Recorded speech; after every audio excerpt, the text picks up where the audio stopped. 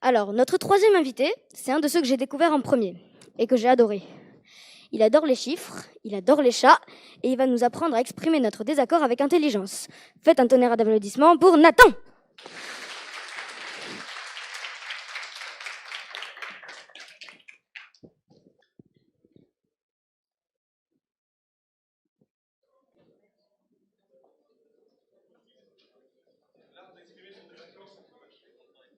Je ne suis pas d'accord avec ce titre.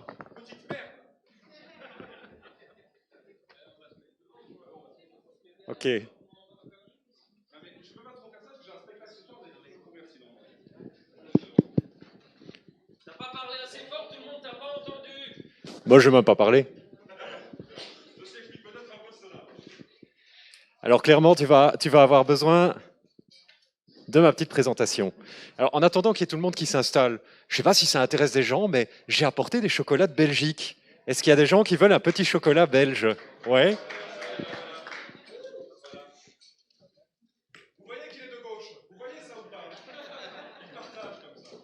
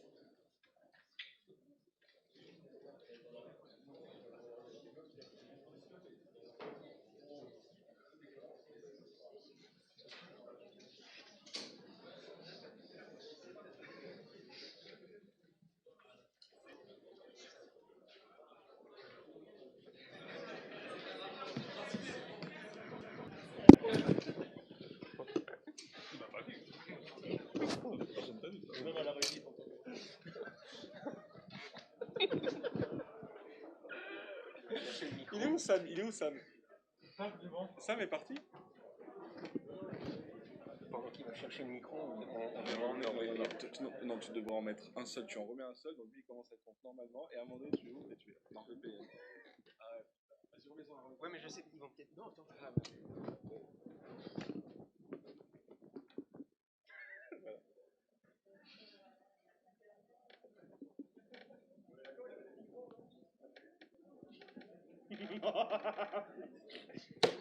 1, 2. Ça fait 2 secondes. Mais non, mais c'est pas nous, c'est lui. C'est lui, bien sûr. Bon, alors j'ai amené des chocolats, mais j'avais pas anticipé qu'il y aurait autant de monde. Je suis désolé, il n'y en aura pas pour tout le monde. Alors, on va faire priorité pour les enfants, ok? Donc je vais circuler et on va les donner aux enfants. Aux petits enfants. Hein?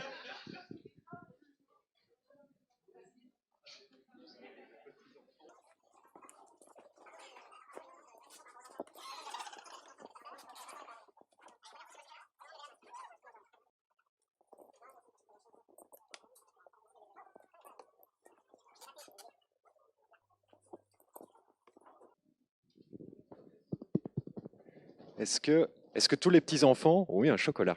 S'il y a un petit enfant qui n'a pas eu de chocolat, qu'il lève la main. Les vrais petits enfants. Alors, il en reste encore quelques-uns pour les petits enfants qui viendront après. Oui.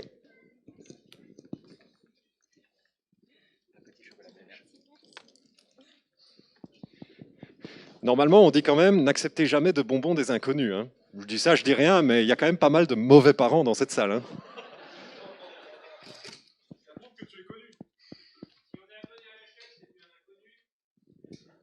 Ouais mais tu sais pas ce qu'il fait dans sa vie privée, hein. Ça marche avec Nathan, ça marche pas. Bon, vous allez vous taire, vous deux.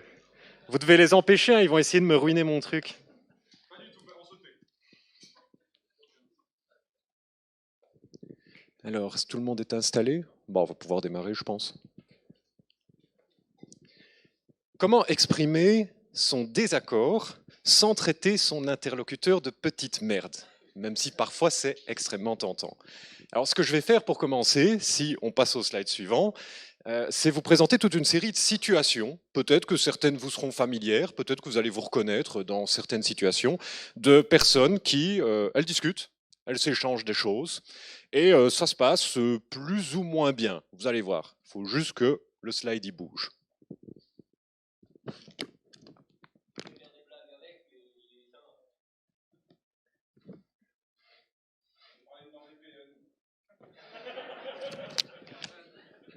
Bon alors, en attendant, ceci n'est pas sponsorisé par NordVPN, blablabla. Hein. Je suis pas un vendu comme Arnaud. Et les petits chocolats, on m'a expliqué, en fait, ça s'appelle, c'est Léonidas, donc c'est sponsorisé par Léonidas aujourd'hui. On m'a expliqué, c'est des chocolats que vous avez aussi en France, en fait. Mais bon, ceux-là, ils viennent de Belgique. Et donc, ils sont forcément meilleurs s'ils viennent de Belgique, hein, on est d'accord.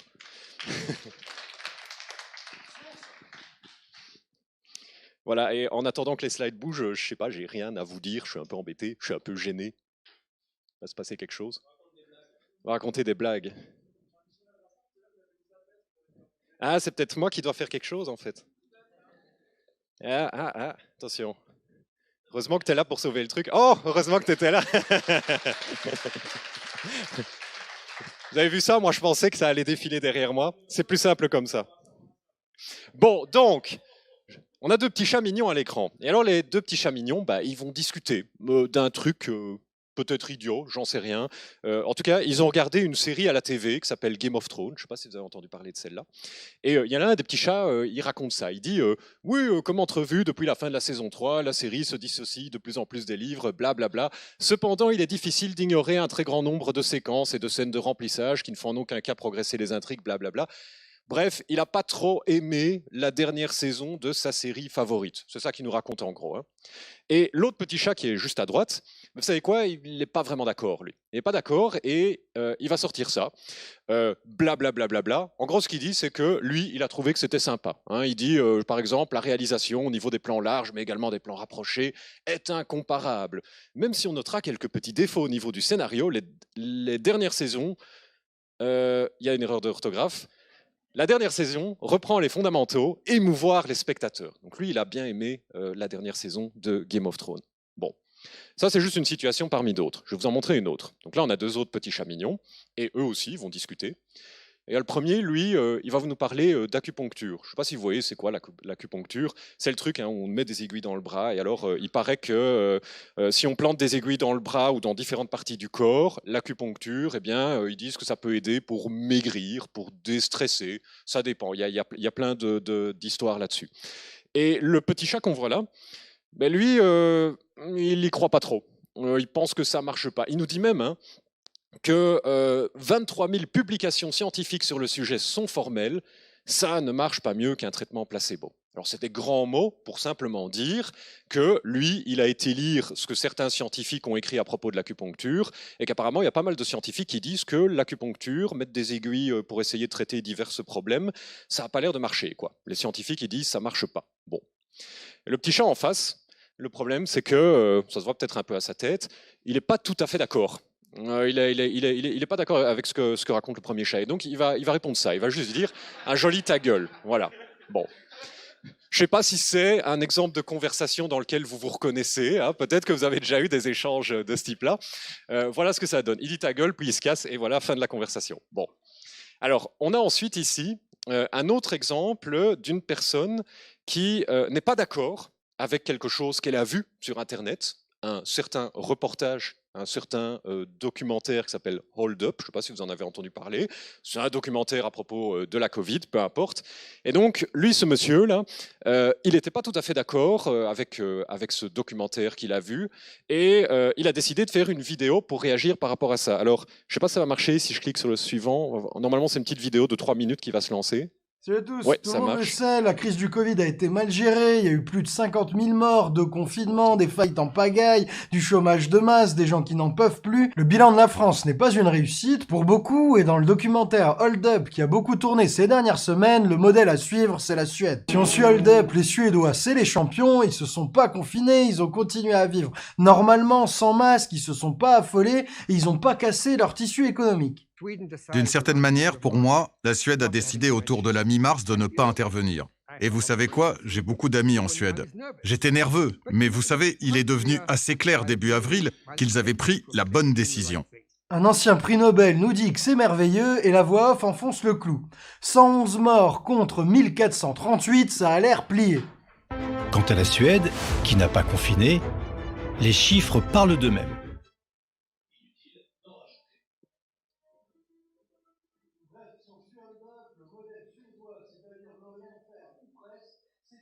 Meilleure solution sanitaire et économique face au Covid. Allez, c'est parti, voyons ce que vaut le modèle suédois et voyons si la meilleure chose à faire face au Covid, c'est de ne rien faire. Grâce aux données de géolocalisation de Google, on sait par exemple que la fréquentation des lieux de travail, elle a baissé de 25% en Suède au printemps. Un quart des gens qui vont pas au travail, c'est pas rien. Bon, mais ça reste moins que les pays qui ont eu un confinement hard, comme la France ou l'Italie, où là ça a diminué de moitié. La vie n'a donc pas été la même pour un paquet de Suédois, et à côté de ça, on estime qu'il y a 1,5 million de Suédois qui ont fait le choix seuls de s'auto-confiner. C'était principalement des personnes âgées ou fragiles, et ça représente quand même 15% de la population. Les Suédois ont tellement tout fait pour pas choper le virus qu'en juin, selon les études sérologiques, il n'y avait que 11,4% des habitants de Stockholm qui l'avaient attrapé. C'est un taux comparable à celui du Haut-Rhin, soit le pire département français de la première vague. Ces taux n'ont rien à voir avec les vrais open bars face au Covid, les désastres de Bergame ou de Manaus où là, c'était autour de 60% de la population infectée. C'est donc faux de dire que les Suédois n'ont rien fait face au virus. Oui, le gouvernement suédois n'a pris quasiment aucune mesure restrictive. Oui, il n'y a pas eu de confinement imposé d'en haut, mais les Suédois, la population, elle a tout fait pour pas attraper le virus. Bon, déjà, l'extrait de Hold Up qui compare les 111 morts en Suède au 1438, le pire jour en France, pour dire c'est bon, la messe est dite, le modèle suédois fonctionne, il n'est pas d'une grande rigueur. Déjà, ça n'a pas de sens de comparer les morts en nombre absolu. La France, elle a 6 fois et demi plus d'habitants que la Suède, donc encore heureux que la Suède ait un pic de mortalité moins élevé. Mais en plus, le chiffre qu'ils prennent pour la France, il est faux. Sur les 1438 morts comptés le 15 avril, eh bien, il y en a 514 qui sont bien morts à l'hôpital ce jour-là, mais il y en a aussi 924 qui sont morts dans les EHPAD durant les 3 ou 4 jours précédents. Le nombre réel de morts le 15 avril est donc inférieur à celui qu'avance Hold Up.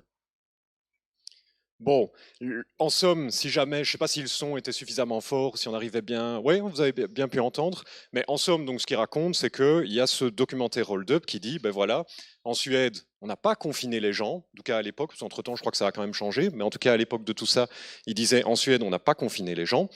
Et du coup, en France, on a confiné les gens, on a l'impression que les choses ont été pires, ça c'est ce que je dis, le documentaire Hold Up.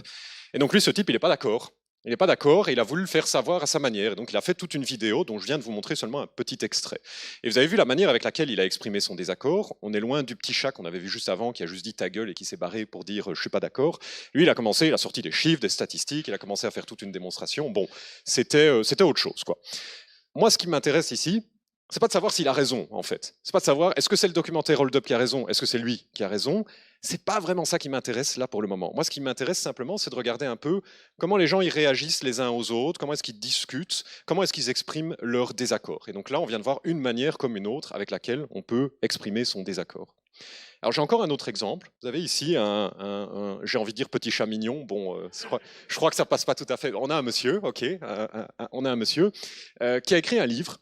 Et ce monsieur, il a écrit un livre qui s'appelle Pour en finir avec Dieu. Bon, ça a l'air d'être un vaste programme.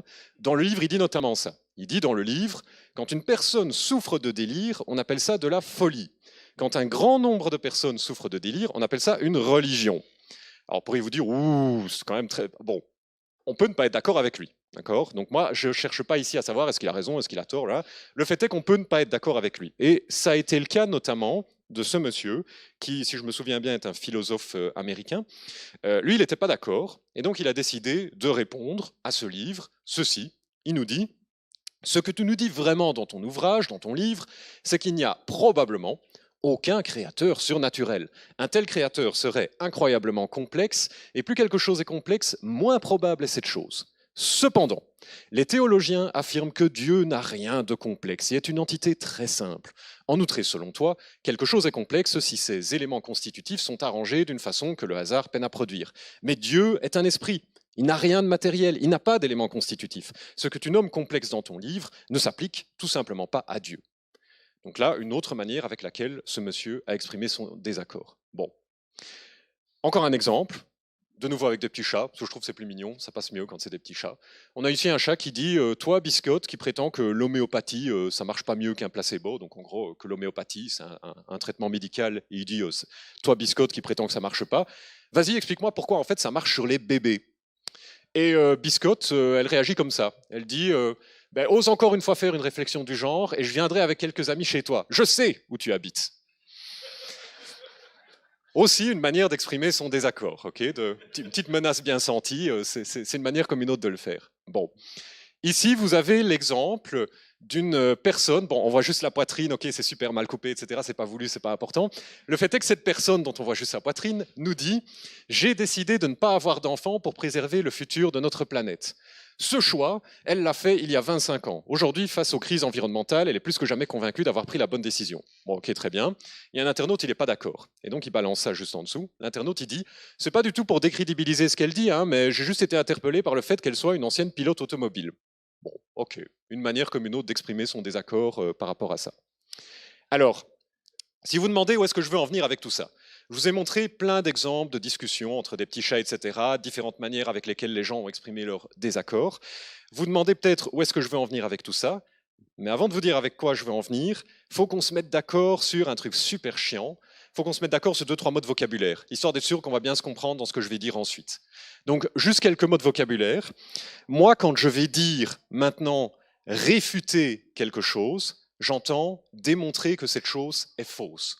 Donc, pour donner un exemple concret, imaginez, vous avez Sophie qui dit « Les chats, ils retombent toujours sur leurs pattes ». Elle dit ça. Et moi, j'ai envie de réfuter ça. J'ai envie de démontrer que c'est faux. Et donc, Jean va dire ben, « C'est faux, j'ai testé avec ce chat-là et il est tombé sur le dos ». C'est une manière de réfuter. Maintenant, il faut bien réaliser un truc, c'est que quand on réfute, quand on démontre que quelque chose est faux, bah, parfois on s'y prend mal. Parfois, on ne le fait pas bien. Et dans ce cas-ci, Sophie lui dit « Oui, bon, tu as testé avec un chien, donc c'est normal que ça n'ait pas marché. » Pourquoi pas, d'accord? Donc retenez, réfuter X, c'est démontrer que X est faux. Et la démonstration de la fausseté de X peut bien sûr être invalide. Un autre mot de vocabulaire où j'aimerais bien qu'on se mette d'accord là-dessus, parce que j'ai remarqué, il y a pas mal de gens, ils n'ont pas la même définition de ce mot dans le langage courant, c'est contredire. Contredire, en général, on est d'accord pour dire, ça veut dire le contraire de ce que dit quelqu'un. Donc si vous contredisez, vous dites le contraire de ce que dit quelqu'un. Mais de manière plus générale, je connais aussi pas mal de gens, dont moi, qui, le mot contredire, ça veut simplement dire que tu dis autre chose, pas exactement le contraire.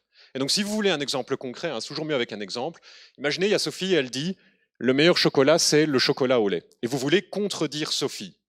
Ben, une manière de la contredire, ce serait de lui dire bah non, je préfère le chocolat noir. Ok, c'est une manière de contredire Sophie. Une autre manière de contredire Sophie, c'est de dire non, moi je préfère le chocolat blanc. Et on pourrait imaginer également dire non, moi je préfère le chocolat rubis. Vous avez déjà entendu parler de celui-là? Vous n'avez peut-être pas ça en France, c'est un truc typique en Belgique. Il faudra aller en Belgique pour avoir ça. C'est un nouveau type de chocolat. Il est... Vous avez un peu évolué depuis. Ah, c'est bien, c'est bien. Mais c'est donc un chocolat. Pour ceux qui n'ont jamais entendu parler de ça, le chocolat rubis, c'est un chocolat qui a une couleur rose et qui a un goût légèrement fruité. C'est assez sympa. C'est une nouveauté qui est apparue, je crois, en Belgique et en Suisse il n'y a pas très longtemps. Et donc, apparemment, vous avez aussi en France maintenant. C'est très bien. Démentir. Démentir, ça, c'est ce que vous faites en réaction à une accusation. On vous accuse de quelque chose et vous démentez. Ça veut dire, vous vous défendez, vous dites, ouais, cette accusation, elle est infondée, elle n'est pas correcte. Ça, c'est démentir. Alors bien sûr, attention, hein, si on vous accuse de quelque chose, genre, j'accuse, c'est toi qui as pris le dernier bonbon dans le paquet. Et vous pouvez dire, oh, je dément. Vous pouvez dire, je dément, c'est infondé, cette accusation n'est pas juste. Ok, c'est pas pour ça que vous êtes innocent, hein, d'accord? Peut-être que vous avez bien pris le dernier bonbon dans le paquet, d'accord? Donc l'action de démentir ne garantit absolument pas l'innocence. Et alors, il y a un dernier mot, et puis j'arrête de vous faire chier avec ça. Il y a le mot sophisme, où ça c'est un mot qui a l'air super compliqué comme ça. Le sophisme, c'est un raisonnement qui apparaît comme valide, mais qui ne l'est pas. Et souvent, on utilise les sophismes dans le but de tromper quelqu'un. Donc un raisonnement qui paraît correct, mais qui ne l'est pas, un sophisme, et je vais vous donner un exemple. Quelqu'un qui vous dirait, tu sais, 10 millions de Français ne peuvent pas avoir tort, à propos de n'importe quoi. Okay. Imaginons, il y a 10 millions de Français qui disent on devrait pouvoir tirer les chats par la queue, par exemple. 10 millions de Français qui disent ça, et donc vous dites 10 millions de Français, c'est un énorme nombre, ils ne peuvent pas avoir tort. Ça paraît avoir du sens dans un premier temps, mais en fait, ça ne marche pas comme ça. Ce n'est pas parce qu'il y a 10 millions de personnes qui font un truc débile que ce truc débile est justifié et qu'on peut le faire. Okay. Ça ne marche pas si bien que ça. Donc ça, c'est un exemple de sophisme. Bon, maintenant que je vous ai dit tout ça, on va aller dans le vif du sujet. Moi, j'ai une série d'objectifs dans la vie. Alors, les objectifs que j'ai dans la vie, il faut bien comprendre, ils changent d'une heure à l'autre. C'est-à-dire que là, maintenant, mon objectif, c'est d'essayer de vous parler et que la moitié de l'auditoire ne s'endorme pas. Dans une demi-heure, mon objectif, ce sera de me remplir l'estomac, parce que j'aurai faim, d'accord ? Mais admettons que là, à cet instant, vos objectifs, c'est ceci. Okay ? Admettons que vos objectifs, là, maintenant, à cet instant, c'est ceci. Vous voulez approcher la vérité sur ce monde. Vous avez envie d'approcher la vérité. Et j'insiste sur le mot « approcher », parce que vous ne faites pas d'illusions, elle est très dure à atteindre, la vérité, et je ne crois pas que c'est possible d'atteindre la vérité sur ce monde. On peut au mieux espérer l'approcher. Vous voulez avoir des échanges profonds avec les gens. Ça, je pense que c'est un objectif qu'on a un peu tous, au fond.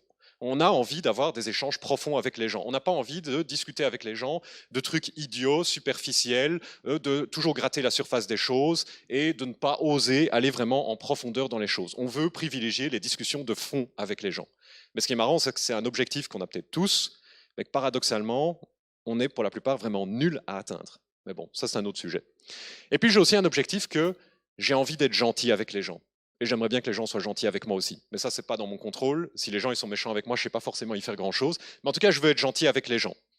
Vous n'avez peut-être pas cet objectif-là. Moi, j'aime bien l'objectif de vouloir être gentil avec les gens parce que j'ai remarqué un truc avec la gentillesse, c'est que être gentil avec quelqu'un, ça vous fait vous sentir bien. Et si les gens ils sont gentils avec vous, vous vous sentez bien aussi. En fait, ça n'a aucune importance. Que vous soyez gentil avec quelqu'un ou qu'on est gentil avec bien, c'est toujours chouette pour tout le monde. Et donc, ça me paraît un bon objectif à avoir en général. Bon. Comment est-ce que je peux faire pour atteindre ces trois objectifs en même temps ?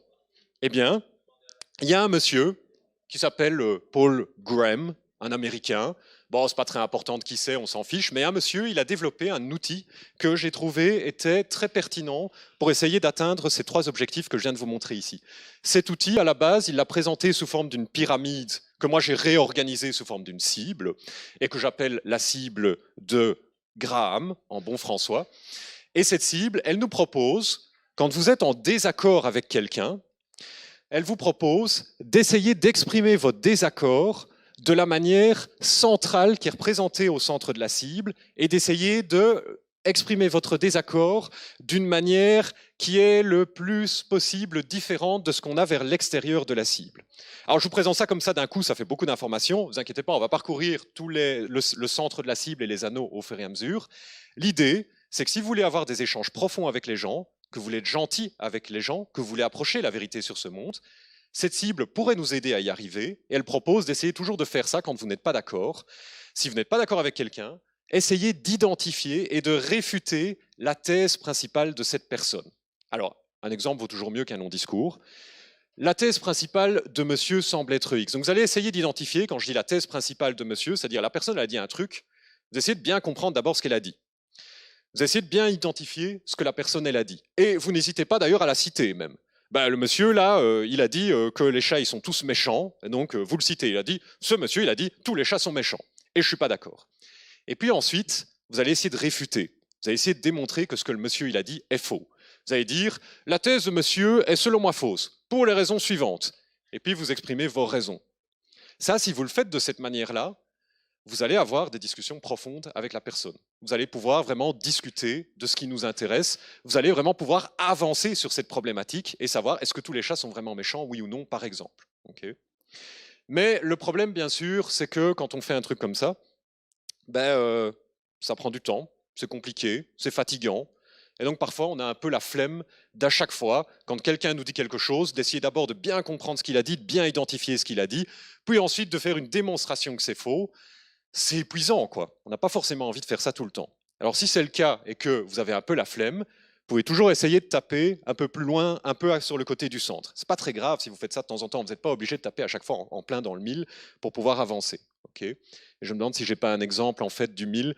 Donc si vous tapez dans le mille de la cible, la partie vert foncé au centre, en fait c'est ce qui s'est passé avec ces deux messieurs ici qui avaient échangé. Donc le premier ici qui avait écrit un truc en disant oui, quand plein de gens sont atteints de folie, on appelle ça une religion, blablabla. Il a écrit tout un livre où il expliquait qu'il n'aimait pas trop le concept de Dieu. Et l'autre ici, il a vraiment tapé dans le centre de la cible. C'est-à-dire qu'il a d'abord, pour le texte au début, il a essayé de bien comprendre ce qui était raconté dans l'ouvrage. Il a essayé de résumer ça à quelque chose de digeste, un paragraphe, C'est peut-être un peu naïf de le faire comme ça, mais il a essayé. Et puis, une fois qu'il a bien identifié ce que son interlocuteur racontait, eh ben, il a fait une réfutation. Il a développé tout un texte pour dire tu dis de la merde, c'est faux, et voilà pourquoi. Et il a essayé ici d'expliquer pourquoi c'est faux. Comprenez bien, peut-être qu'il se plante, peut-être qu'il a très mal réfuté les choses. C'est ce que je disais tantôt. L'acte de réfuter, vous pouvez vous planter quand vous réfutez quelque chose. Donc gardez bien ça à l'esprit. Mais en agissant de cette manière-là, on ouvre vraiment un dialogue qui peut être profond. Et on peut peut-être espérer qu'à l'issue de la discussion, tout le monde a avancé pour s'approcher un peu de la vérité. Okay.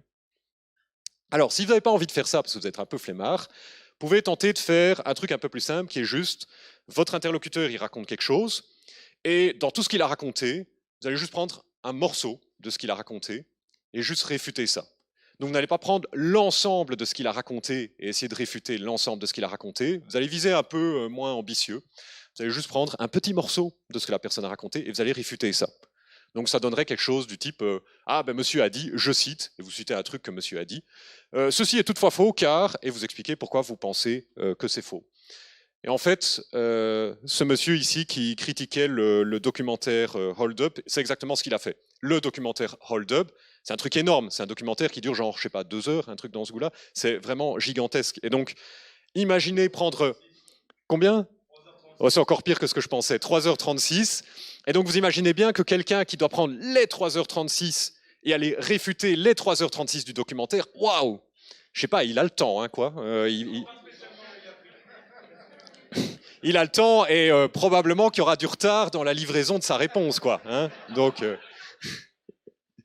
et donc ce monsieur ici, lui, il a choisi une autre option. Le monsieur ici.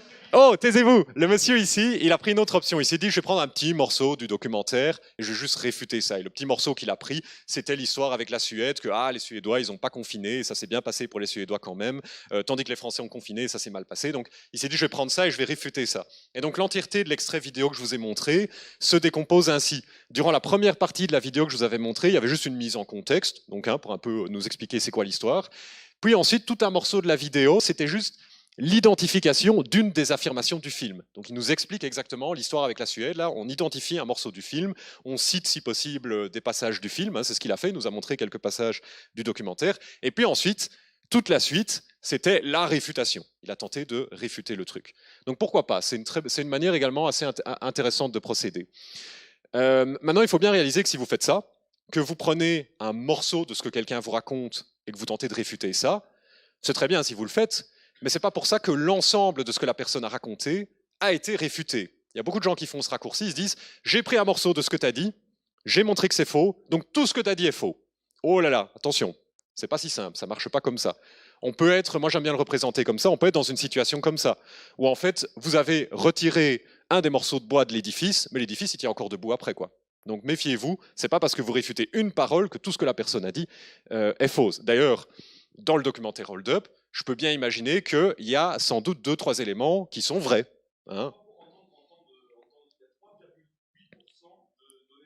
Ça, j'adore, une belle petite statistique comme ça. Donc voilà, dans le film Hold Up, dans cet édifice, il y a un cœur de 3,8% qui va tenir malgré qu'on essaye de le démolir, quoi. Bon, voilà. Alors, si vous êtes quand même flemmard de tout ça, vous n'avez pas envie de commencer à réfuter l'entièreté de ce que la personne raconte, vous n'avez pas envie de réfuter un morceau de ce que la personne raconte, mais vous voulez quand même exprimer votre désaccord, qu'est-ce que vous pouvez tenter de faire pour essayer de garder les dialogues avec un minimum de profondeur et essayer de faire avancer tout le monde ? Vous pouvez tenter de faire une contradiction en argumentant. Donc, une contradiction en argumentant, ça veut simplement dire, vous allez dire à la personne « je ne suis pas d'accord », mais vous n'allez pas commencer à prendre un morceau de ce que la personne a dit et le réfuter. Non, non. Vous allez dire « je ne suis pas d'accord » et vous allez juste développer votre point de vue à vous, par opposition au point de vue de l'autre personne. Donc vous n'attaquez plus ce que la personne a raconté, vous allez juste développer votre point de vue à vous. Donc ça va donner des choses du genre « ah toi tu penses A, mais moi je pense E, et voici pourquoi je pense E ». Vous voyez ce que la personne fait? Elle ne va pas attaquer A, elle va juste dire « je pense E, voici pourquoi je pense E ». Donc une contradiction avec argumentation. C'est un peu ce que les deux petits chats au tout début ils ont fait. Il y avait le premier petit chat, il disait « ouais, la série Game of Thrones, la dernière, là, j'ai pas aimé, c'était pas très chouette ». Bon, très bien, il explique pourquoi, il n'a pas trouvé que c'était chouette et il a ses raisons, qu'il développe. Et l'autre petit chat, il a réagi en disant « ouais, non, mais moi je l'ai bien aimé, moi mon point de vue, je sais que je l'ai bien aimé, et voici pourquoi je l'ai bien aimé ».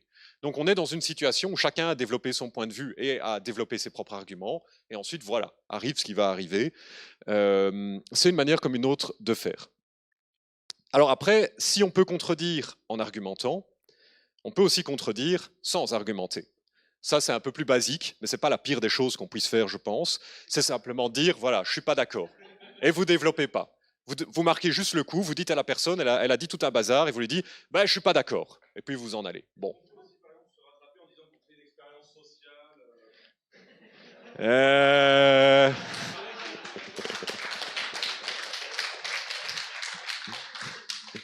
Alors, je ne commenterai pas là-dessus. Hein. Je vous donne un exemple de contredire sans argumentation. Vous contredisez sans argumentation, par exemple, quelqu'un qui vous dit « Ah, tu dis que le vin, c'est un cancérigène avéré pour l'homme. » Les gens, c'est vrai, hein, au passage, ça. Dit « Le vin, c'est un cancérigène avéré pour l'homme. » Et vous dites « Vous n'êtes pas d'accord. » Bah, vous allez juste dire bah, « Moi, je ne crois pas que le vin est un cancérigène, voilà, et je vais continuer d'en boire, quoi, m'en fous. » Voilà. Pourquoi pas, d'accord? C'est pas la pire des manières de réagir, je pense, quoi. Un autre exemple, c'est ici, étant donné qu'il y a autant de sucre dans ce verre de jus de fruits fraîchement pressé que dans ce verre de Coca-Cola, tu dis que les deux boissons feront tout autant grossir. Eh bien, moi, je ne te crois pas. Bon, ok, vous avez le droit de ne pas être d'accord, donc vous dites, je ne crois pas, mais vous argumentez pas pourquoi. Vous ne dites rien de plus. Et puis ensuite, on entre dans la partie où moi, je pense que là, c'est une mauvaise manière de réagir et d'exprimer son désaccord. Repensez à nos objectifs qu'on avait tantôt. Nos objectifs, c'est d'avoir des dialogues profonds avec les gens, d'essayer d'approcher la vérité sur ce monde, d'être gentil avec les gens. Je pense que si on commence à aller au-delà de la ligne rouge que j'ai tracée, là, on ne va pas atteindre nos objectifs. Et donc, par exemple, vous avez la manière de réagir en attaquant la forme du propos. Donc, quelqu'un dit quelque chose, vous n'êtes pas d'accord avec cette personne, et qu'est-ce que vous faites ? Vous allez attaquer la manière avec laquelle les choses ont été exprimées. Donc, par exemple, vous allez faire ça. Vous allez dire, ouais, la couleur du texte qu'il a utilisé dans sa présentation, c'est vraiment dégueulasse. C'est difficile de prendre quelqu'un qui a si mauvais goût au sérieux. Et puis, il y a un nain de jardin et tout le bazar. Okay. Donc ça, c'est une manière de réagir que moi, je crois, si l'objectif, c'est d'essayer d'avoir des discussions profondes, ça ne va pas nous faire avancer avec cet objectif-là. C'est peut-être vrai, hein. Notez que c'est tout à fait possible que la personne, elle a fait une présentation et les slides étaient effectivement visuellement dégueulasses. Mais ce n'est pas ça le sujet, ce n'est pas ça qui nous intéresse. Et rien ne vous empêche bien sûr par la suite d'aller voir en privé la personne et lui dire « Ouais, j'ai beaucoup aimé le sujet dont on a discuté, etc. Mais dis au fait, j'ai eu du mal à suivre parce que tes slides, ils étaient vraiment pas beaux. » Ça, c'est pertinent, bien sûr. Vous pouvez dire à la personne « Tes slides étaient tellement dégueulasses que j'ai un peu de mal à suivre, j'ai eu du mal à me concentrer sur le sujet de fond. » Vous pouvez toujours lui dire ça en privé et aider la personne à s'améliorer. Mais si, parce que quelqu'un a dit quelque chose qui ne vous plaît pas, votre réaction, c'est d'essayer de tirer l'attention vers le fait que la personne elle a mauvais goût, vous ratez votre objectif, quoi. Vous êtes... De toute façon, c'est super subjectif, mais... Oui, bien sûr. Mais c'est une tactique, hein. Il y a des gens qui utilisent ça comme tactique, que si quelqu'un tient un propos qui ne plaît pas, mais qu'on n'a rien pour essayer de réfuter le propos, qu'on n'a aucun bon argument pour contrer le propos, on essaye de détourner l'attention. On essaye de détourner l'attention avec des trucs comme ça. Et ça, c'est dommage, évidemment. Il ne faut pas se laisser avoir par ce genre de trucs, quoi. Voilà, les dyslexiques ont le droit de parler aussi. On a également le droit de faire des fautes d'orthographe. Si jamais quelqu'un vous exprime son opinion, vous dit quelque chose, mais voilà, il n'est pas très bon en orthographe, hein, il a fait plein de fautes, ben, ne réagissez pas en disant « Oh là là, va d'abord corriger ton orthographe, hein, on en reparlera après ». C'est pas le sujet à nouveau, vous attaquez la forme du propos. Vous pouvez très bien, après le coup, aller voir cette personne et essayer de l'aider à améliorer son orthographe. Mais sur le moment, le sujet, essayons de rester sur le sujet, essayons d'avancer sur le sujet et pas sur le fait que les choses sont mal écrites, quoi. Ou, je sais pas, si je mets des oreilles de chat et vous dites, ouais, un type qui porte des oreilles de chat, comment vous voulez que je le prenne au sérieux? Ok, et si on pouvait parler de ce que j'ai dit, du fond du sujet? Ok, essayons de rester là-dessus. Alors, et comme je le disais ici, ça peut être constructif, bien sûr, d'attaquer les gens sur la forme dans le but d'améliorer la lisibilité de ce que la personne exprime. Mais ça, vous pouvez toujours le faire en privé de manière bienveillante après. Okay. Alors, il y a moyen de faire pire que ça. Hein. Il y a moyen d'attaquer la personne sur ce qu'elle est. Ça, moi, je trouve que c'est encore plus crasse. Vous attaquez la personne sur ce qu'elle est. Par exemple, vous allez dire, bah ouais, comment vous pouvez écouter un Belge? Ou, bah moi, j'écoute pas les homosexuels. Ou, comment tu peux écouter quelqu'un qui préfère le chocolat blanc? Bon, la personne, ce qu'elle a dit, on le regarde même plus à ce stade, quoi. Voilà, vous imaginez quoi. Quelqu'un qui cumule les trois, ce serait horrible quoi. On va pas écouter quelqu'un qui aime les trois quoi.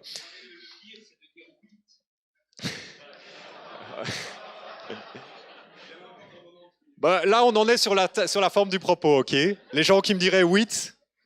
Bon, alors, il y a un exemple concret que je peux vous donner. Hein. Imaginez, vous avez ici un type qui dit « Moi, je dis que les parlementaires, donc des politiciens très importants, moi, je dis ils doivent gagner plus. » Et il nous dit pourquoi. Il nous fait une liste de raisons. Vous n'êtes pas d'accord. Vous dites « Ouais, les parlementaires, ils gagnent déjà assez bien leur vie, je suis absolument pas d'accord. » Comment vous allez exprimer votre désaccord? Ben, si vous exprimez votre désaccord comme ceci, vous dites « Ouais, mais le gars, il est parlementaire, donc évidemment qu'il veut gagner plus. » Je ne sais pas si vous le réalisez, mais en fait, on n'est déjà plus en train de discuter du fond du sujet, là. Le gars, il nous a présenté une liste de raisons. Analysons cette liste de raisons et voyons s'il y a quelque chose de peut-être valide là-dedans, si on peut tout réfuter. Mais si votre réaction, c'est d'emblée de dire « Non, non, mais le gars, il est parlementaire, hein, il essaye de vous enfumer, l'écoutez pas, évidemment qu'il veut gagner plus, il est parlementaire. » Mais c'est une attaque sur la personne, ça. On s'en fout limite qu'il est parlementaire. Si vraiment notre but, c'est d'avoir une discussion de fond sur le sujet, le fait que lui est parlementaire, c'est pas la première chose qui devrait sauter dans notre tête. C'est sa liste de raisons, c'est ça qu'on devrait viser. D'accord ? Ici, c'est la même chose. Cette dame ici qui nous dit, voilà, elle veut pas faire d'enfants pour préserver la planète, bon, très bien, on peut ne pas être d'accord avec elle. Mais si votre réaction, pour dire vous n'êtes pas d'accord, c'est dire, oui, moi je suis interpellé par le fait que c'est une ancienne pilote automobile. Et alors? Et quoi? Elle porte aussi une robe rouge, et alors? On s'en fout, quoi. Elle pollue. Enfin... Ah, et donc en fait, j'ai jamais réalisé qu'il y avait ça quand j'ai pris ce truc. Ok, mais ancienne. Bon, soit, ok. Oui, maintenant j'ai compris, mais quand je l'avais fait, je n'avais pas compris en fait. Bon, oubliez ce slide, ok, je passe au suivant. Ici, on a un autre exemple. Ça, c'est un compte Twitter. J'ai volontairement flouté parce qu'on s'en fout de qui c'est exactement. Mais ici, dans le texte, elle dit mon prénom d'abord. Il ou elle dit mon prénom importe peu. Ça, c'est vrai. Jusque-là, on est d'accord. Et puis ensuite, je ne parle ni aux hétéros ni aux hommes, comme ça, c'est dit. Si notre objectif à nous, c'est d'avoir des discussions de fond, ben juste éliminer quelqu'un du débat. Quelqu'un, il dit quelque chose et votre réaction, c'est ouais, mais t'es un homme, donc je t'écoute pas. On rate un peu notre objectif. Alors maintenant, réalisez bien un truc. On a un objectif à nous, qui est d'avoir des discussions de fond. Cette personne ici, ce compte Twitter, a peut-être des objectifs qui ne sont pas du tout les mêmes que les miens, et qui justifieraient d'avoir ce genre de dialogue. Peut-être que cette personne, son objectif à cette personne à elle, c'est simplement d'avoir 5 personnes sur Twitter avec qui elle a envie de discuter, et qu'elle n'a pas envie de discuter avec qui que ce soit d'autre. Elle a le droit, hein, il n'y a pas de problème avec ça. Et dans ce cadre-là, mettre ce texte, bah oui, ça peut peut-être se justifier. Mais par rapport à mon objectif qui est d'avoir des discussions de fond, ça, moi, ça, je ne suis pas d'accord. Ça ne me fait pas avancer. Alors, il y a moyen de faire encore pire. Hein. Vous pouvez bien sûr insulter ou menacer. Bon, ça c'est ce qui s'est passé ici, où vous intimidez la personne, vous l'insultez ou la menacez. Vous faites ça, mais il n'y a même plus de dialogue en fait. Il n'y a même plus de discussion de fond, il n'y a plus personne qui va avancer. On a juste une personne qui veut écraser une autre parce qu'elle n'est pas d'accord et couper court à toute discussion. Donc ça, certainement pas un truc qui va me permettre d'atteindre mon objectif. Pareil ici avec celui qui dit ta gueule. Et puis finalement, il y a le pire, c'est vous n'êtes pas d'accord avec quelqu'un, donc qu'est-ce que vous faites? Bam, vous lui en foutez une, ferme ta gueule, vous tentez de supprimer physiquement la personne même de l'espace de discussion. C'est pas génial. Moi, j'atteins pas mon objectif en faisant ça, d'accord? J'atteins pas mon objectif, j'atteins pas non plus mon objectif d'être gentil et d'espérer que les gens sont gentils avec moi. Donc, ça, c'est pas un truc que je vais faire. Est-ce que vous avez l'impression que vous avez compris comment ça marche, mon idée? Réalisez bien, c'est juste un outil, hein, d'accord? C'est un outil que j'utilise pour essayer d'atteindre un objectif précis. C'est peut-être même pas le meilleur outil qui va me permettre d'atteindre cet objectif. Mais c'est un outil que j'ai trouvé et que j'aime encore assez bien. Alors, je sais pas combien de temps il me reste. Est-ce qu'il me reste encore beaucoup de temps? Il me reste un bon quart d'heure. 20 minutes. Alors, j'ai un petit exercice, si vous êtes intéressé de faire un petit exercice avec moi, pour voir si vous avez bien compris comment ça fonctionne. Alors, j'ai besoin de volontaires. Levez la main s'il y a des volontaires. Vous allez juste devoir lire un petit texte, je vous rassure, rien de bien méchant.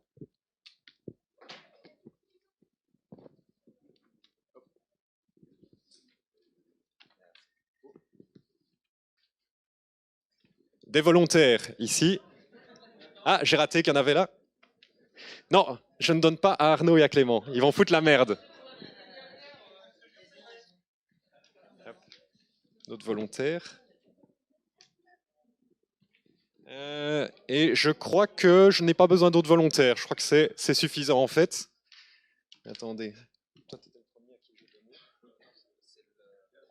La première personne à qui j'ai donné, je ne sais plus qui c'était. J'invisibilise les enfants, mais attendez, je me perds un peu. Je crois que j'ai déjà distribué tout ce qu'il fallait que je distribue. Je suis dans le doute. Je vais te donner celui-ci, mais peut-être que je l'ai déjà donné. Alors, on va voir si le second micro fonctionne. Est-ce qu'il fonctionne? Ouais, ça a l'air de marcher. Alors, les volontaires, je vais vous donner le micro et vous allez lire le texte. Ah ouais, je veux bien, ça m'aiderait bien. Ah, il va faire ça bien. Donc, les volontaires, Clément va vous passer le micro et je vous invite à lire votre texte. Mais juste avant, je vous mets un peu de contexte. Imaginez, la situation est la suivante. Vous êtes dans une entreprise et il y a une réunion d'entreprise, un truc qui est méga chiant, ok ? Et il y a la vice-présidente de l'entreprise qui vient et elle commence à vous expliquer c'est quoi son plan stratégique pour relancer les ventes de l'entreprise. L'entreprise, les ventes vont pas très bien, donc elle a un plan stratégique pour relancer les ventes. Elle fait toute une démonstration, etc. Puis ensuite, comme c'est quelqu'un de très important qui n'a pas le temps, elle a expliqué ça à tous les employés, elle se casse, c'est bon, elle a fait son truc. Et puis vous maintenant, vous restez là les employés et vous allez un peu échanger entre vous, vous allez un peu donner vos impressions. Voilà. Et maintenant, Clément, vas-y. Ah oui, parfait. Ah, j'ai 2 pages, j'ai 2 trucs écrits, je lis les 2.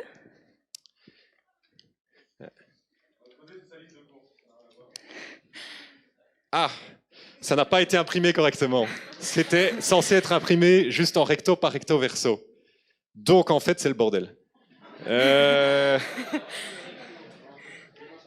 Donc, ça veut dire, en fait, que pour y arriver, je vais devoir tout distribuer.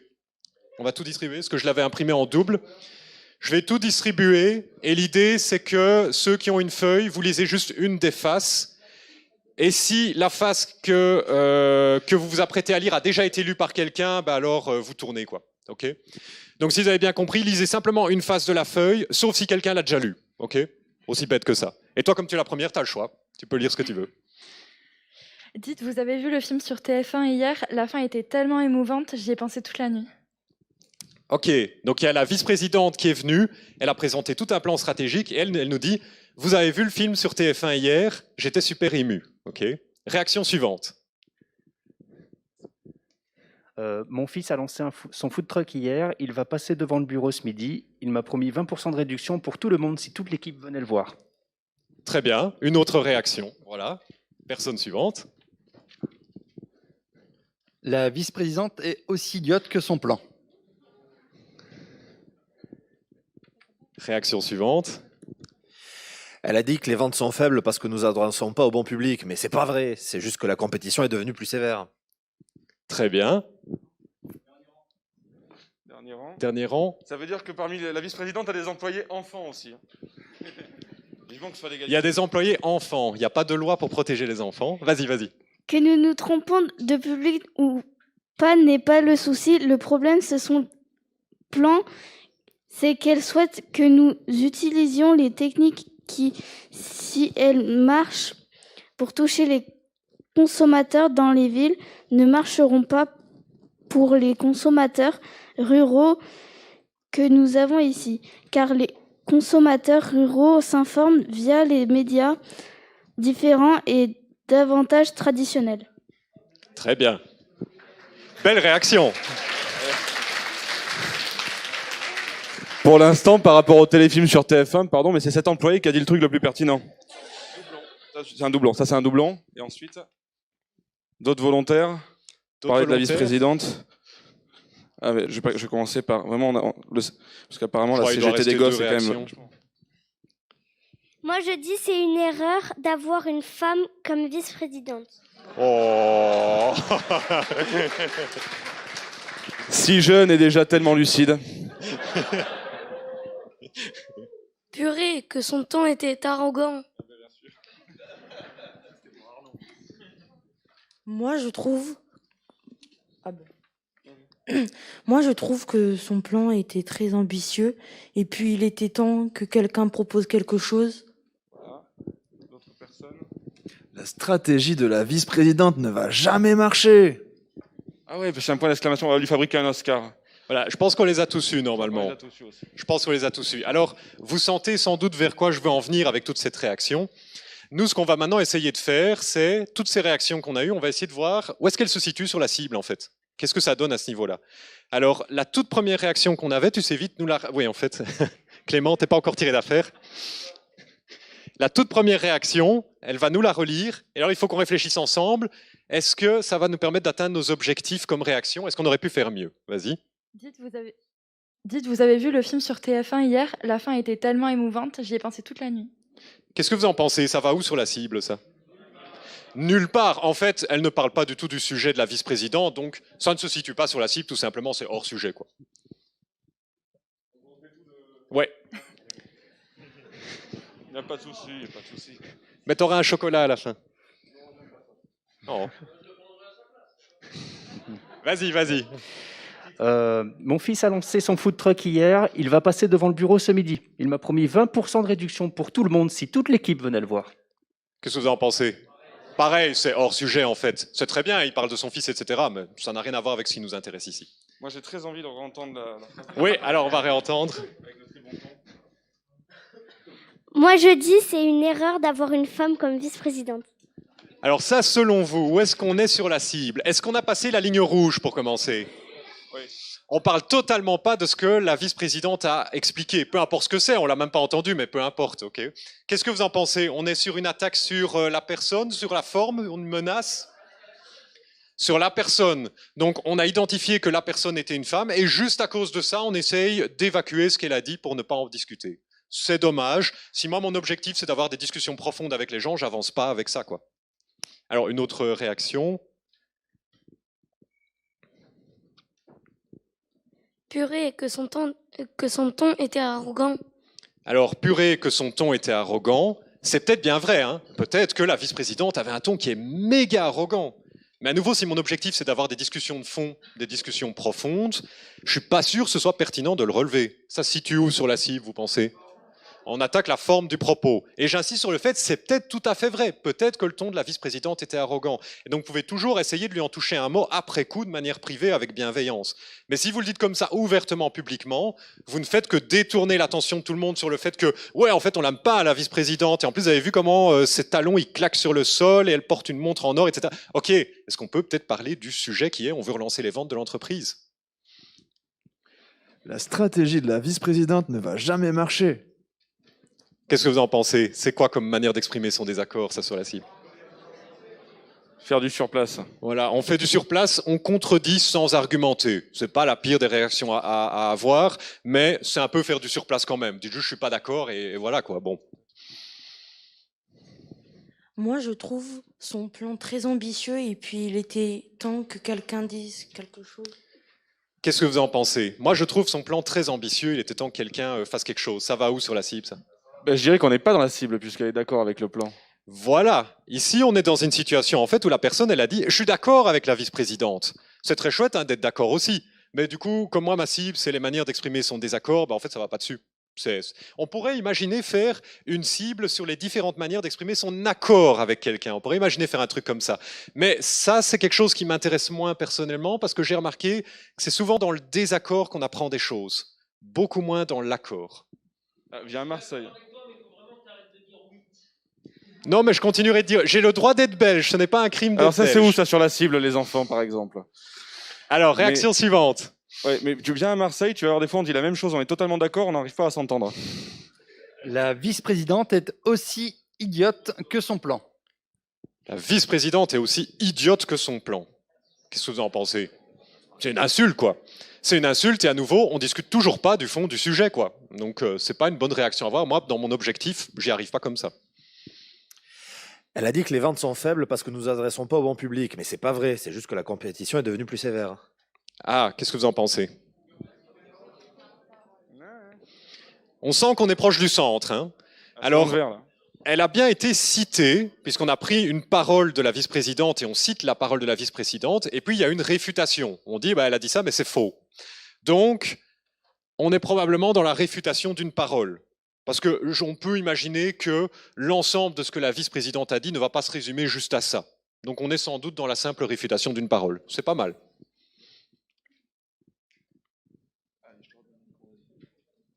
Que nous nous trompons de public ou pas n'est pas le souci. Le problème de son plan, c'est qu'elle souhaite que nous utilisions les techniques qui, si elles marchent pour toucher les consommateurs dans les villes, ne marcheront pas pour les consommateurs ruraux que nous avons ici, car les consommateurs ruraux s'informent via les médias différents et davantage traditionnels.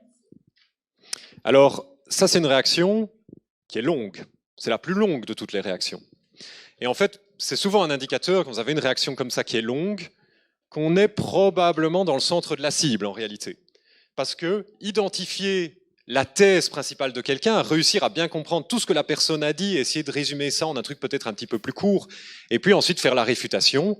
Purée, ça prend du temps. Hein. C'est un fameux texte. C'est beaucoup plus compliqué que juste dire « Oh, t'es une conne, j'ai pas envie de t'écouter ». Donc, le simple fait que c'est un énorme texte, c'est déjà un fort indicateur qu'on est sans doute au centre de la cible. Ce qui était le cas ici dans ma petite expérience de pensée que je suis en train de faire avec vous. On est au centre de la cible dans cette réaction.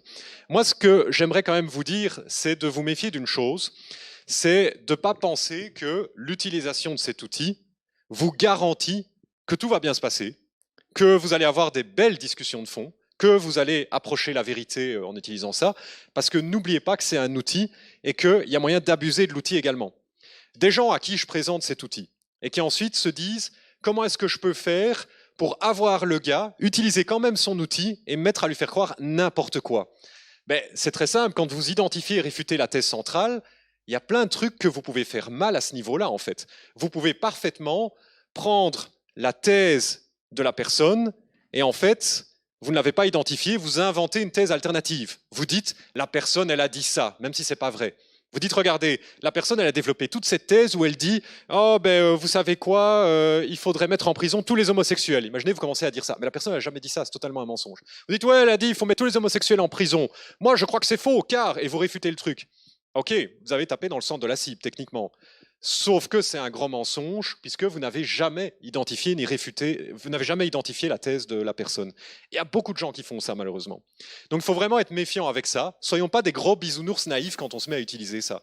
Il y a des gens qui sont tout à fait capables d'aller exploiter ceci, vous donner l'illusion qu'ils sont en train de taper dans le centre, alors qu'en fait, ils mettent dans la bouche de l'interlocuteur des paroles qui ne sont pas celles de l'interlocuteur. Hold up, c'est totalement ça. Par exemple, tu parlais de hold up, c'est totalement ça. C'est 3 heures de regardez ce que dit le ministre de la Santé. Donc, selon lui, nanana, je vais vous prouver que. Et en fait, les preuves sont fausses, les machins sont faux. Voilà. Donc, dans l'exemple de hold up, moi, si, comme un gros bisounours naïf, je fais pas attention, je pourrais dire oh, c'est bien hold up. Ils ont respecté le principe de la cible, on va bien s'entendre, on va bien dialoguer. Ouais, ok.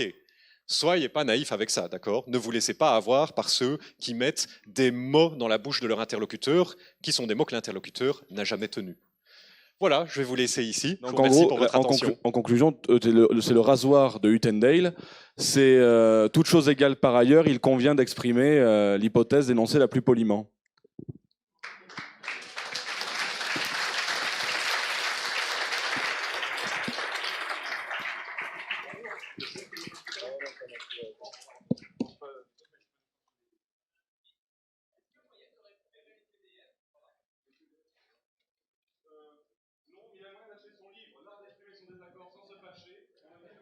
Alors moi j'allais comme un gros idiot dire oui, il y a tout à fait moyen de récupérer les PDF. Sa réponse est meilleure.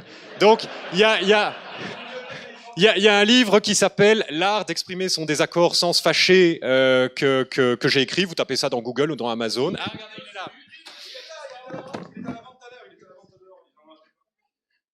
Tout ce que je viens de vous raconter et plus est contenu dans ce joli petit livre, L'art d'exprimer son désaccord sans se fâcher. Il coûte 18 €, mais je gagne quasiment rien dessus. C'est juste le papier.